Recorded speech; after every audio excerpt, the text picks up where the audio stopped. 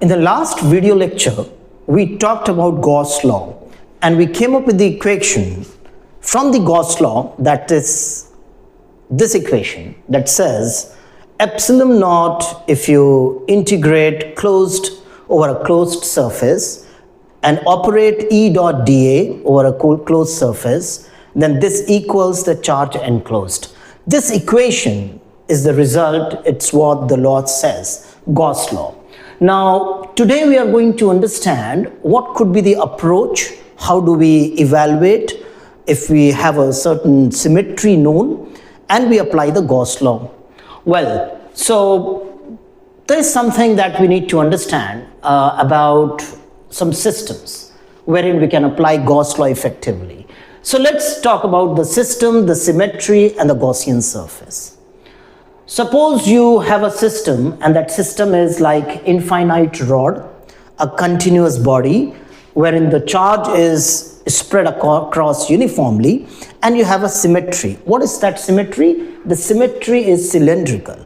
So that infinitely charged rod, if you put in space, so it's going to spread across all, if it is say positively charged infinitely rod, the electric field is going to emanate out of it and it is across in this space symmetrically. And what is that symmetry? That is cylindrical symmetry.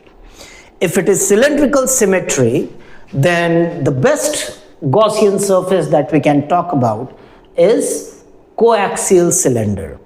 So this coaxial cylinder could be used as a Gaussian surface when you have a symmetry that is cylindrical, and this is what is there when you take the charged infinite rod. Well, let's take another system. So another system could be infinite plane sheet.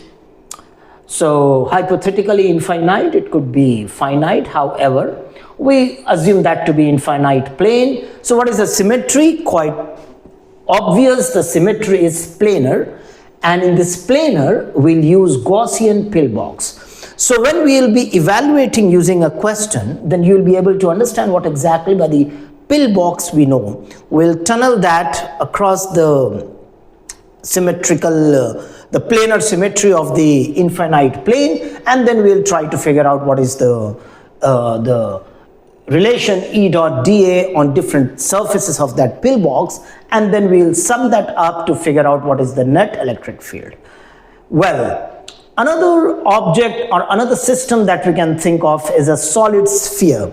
Now, solid sphere means a spherical, which is again a volumetric object, and when we say solid sphere, which means the mass is filled in. So from right at the center to the maximum limit of it, what is the radius of the sphere of that solid sphere? All the mass is stuffed into it. So that kind of a sphere is known as solid sphere. If this is a system, then the symmetry that we can use is spherical symmetry. It is radiating out spherically, well, in the space. And what is the Gaussian surface for a spherical is concentric sphere.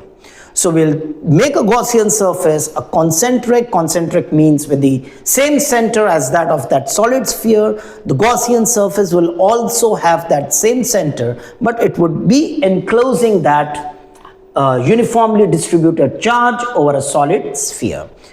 So for this, spherical symmetry is the symmetry, and the Gaussian surface is concentric sphere. Well, then let's talk about hollow sphere. Hollow sphere is a sphere wherein inside the mass is not available, but it's a spherical shape and the mass is in the peripheries, right? Like a canvas ball, for example. Like any example that you take in, wherein inside you don't have any mass there, the mass is at the periphery, at the radial part of it, and we call it a spherical shell as well, right? A spherical shell. So hollow sphere or a spherical shell has the same symmetry, which is spherical. And what's the Gaussian surface? The Gaussian surface is concentric sphere. So take note of this table. It's going to help you in applying Gauss law when we take up different questions. Well, After understanding this, right, what is a system, what is a symmetry and the Gaussian surface, let us just break down few steps. And this is going to help you in figuring out that what algorithm or what the steps that we follow, it may be useful in applying the Gauss law effectively. Well, so suppose we break down the steps as the first step should be first identify the symmetry. Symmetry of what? Symmetry of the charge distribution in the body, right? Identify the symmetry associated with charge distribution. Good. Well, the next step, the logical step would be to determine the direction of electric field and a Gaussian surface. That's very important. We already know the surface has the area vector, right? So for each those bits of infinitesimal dA that we have in this equation, dA, we'll figure out what is the direction of E field and what is the direction of area vector along the surface of infinitesimal small area. Why? Because we need to evaluate, we need to determine this, operate this dot product E dot dA.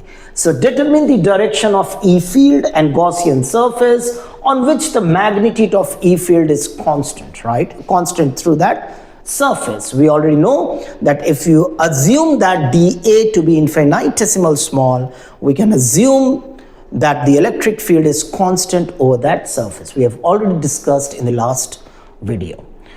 Well, the third logical step would be divide this space. Now the space should be divided into different kind of region. Why? Because we take different kind of Gaussian surfaces, right? Coaxial cylinder.